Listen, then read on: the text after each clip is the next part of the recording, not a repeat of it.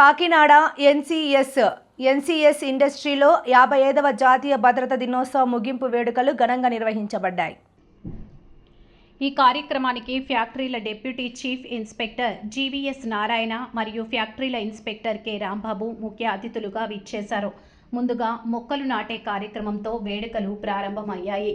అనంతరం భద్రతా పరికరాల ప్రదర్శనను సందర్శించారు. Safety manager K Sai Krishna భద్రతా నివేదికను సమర్పించిన తర్వాత DCIF Narayana, IOF Rambabu, GM Vijay Kumar, DGM Sairam, head HRP SN Murthy మరియు మేనేజింగ్ డైరెక్టర్ నారాయణ మురళి ఉద్యోగులను ఉద్దేశించి సేఫ్టీ ప్రాముఖ్యత గురించి వివరించారు. మా ముందు మాట్లాడే వక్తలు ముఖ్యంగా మన మురళి గారు మీకు సేఫ్టీ ఇంపార్టెన్స్ చక్కగా వివరించారు. CIA award continuously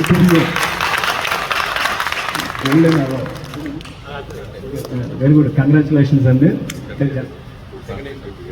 2 consecutive yearsలో safety achievement award అంటే ఇది మన సేఫ్టీ స్టాండర్డ్స్ ఏంటనేది ఇటువంటి అవార్డ్స్ మనం గుర్తింపునిస్తాయి అన్నమాట. దీంట్లో భాగంగా ఈ అవార్డు రావడానికి కారణం ముఖ్యంగా మేనేజ్మెంట్, అదేవిధంగా మీ అందరి పాత్ర కూడా ఉంది. అదేవిధంగా మీకు ఇప్పుడు ఇక్కడ చక్కగా ఈ పీపీఈ డిస్ప్లే అన్నీ చక్కగా పెట్టారు. ఎవరో ఒక కంపెనీ వాళ్ళు వచ్చి పెట్టినట్టుగా చక్కగా పెట్టారు. దీని మీద మన మురళి గారు దట్ ఈస్ వెరీ చాలా అప్రిషియేట్ చేయాలి. ఎందుకంటే ఈ రోజుల్లో జనరల్గా మనకి బిజినెస్ వస్తే చాలు, తర్వాత సేఫ్టీ అనుకునే రోజులు ఇవి. అటువంటి టైంలో కూడా సేఫ్టీ హెల్మెట్ పెట్టుకుంటారు అన్నమాట. ఆ ఏరియాలో ఎవరైతే ఇద్దరు ఒక బైక్ మీద వెళ్తే ఇద్దరు పెట్టుకున్నారో ఇది పక్కన పలానా ఫ్యాక్టరీ వాళ్ళు అని చెప్తారు. మీకు ఎవరికైనా ఐడియా ఉందండి ఏ ఫ్యాక్టరీ ఇది?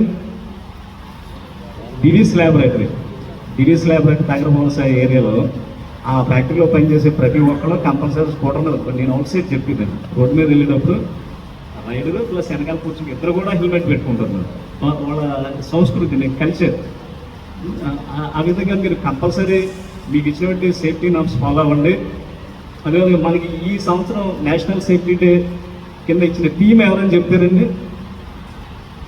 ఈ సంవత్సరం థీమ్ అండి engage, educate and empower people to enhance safety. దీంట్లో ఏంటంటే ఓకే, వెరీ గుడ్.